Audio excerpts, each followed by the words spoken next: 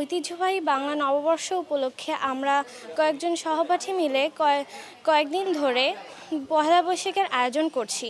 এখানে আমরা কুলো থেকে শুরু করে হাঁড়ি সহ অনেক ধরনের প্ল্যাকার্ড রং করেছি এবং এগুলো এখনও চলছে। আমরা সবাই মিলে এগুলো করেছি, স্যারকে হেল্প করেছি। এরপর আমরা এগুলো দিয়ে ডিসি গার্ডেনে সাজানো হবে।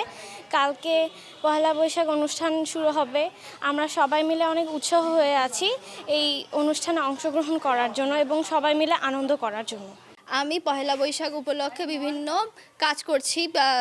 এই কাজের মধ্যে রয়েছে এই কাজ করছি আমরা পহেলা বৈশাখের ঐতিহ্যকে বাঁচিয়ে রাখার জন্য।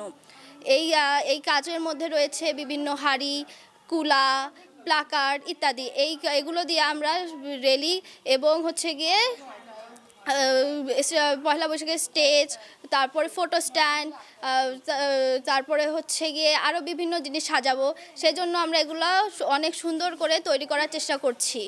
এইগুলো করার পিছনে আমাদের মূল উদ্দেশ্য আমাদের এই পহেলা বৈশাখের ঐতিহ্যটাকে ধরে রাখা। এই ঐতিহ্য যাতে আমাদের মাঝ থেকে হারিয়ে না যায়, সেটা এই পহেলা বৈশাখের মূল উদ্দেশ্য।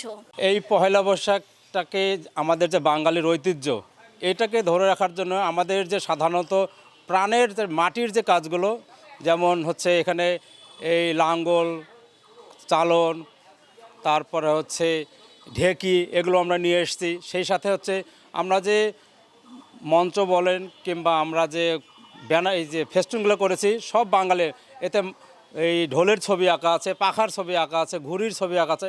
এই যে বাঙালির যে ঐতিহ্যটা, এই ঐতিহ্যগুলো আমরা ডেলিতেই যেন ফুটিয়ে তুলতে পারি, আমরা সেটাই করার চেষ্টা করছি আর কি।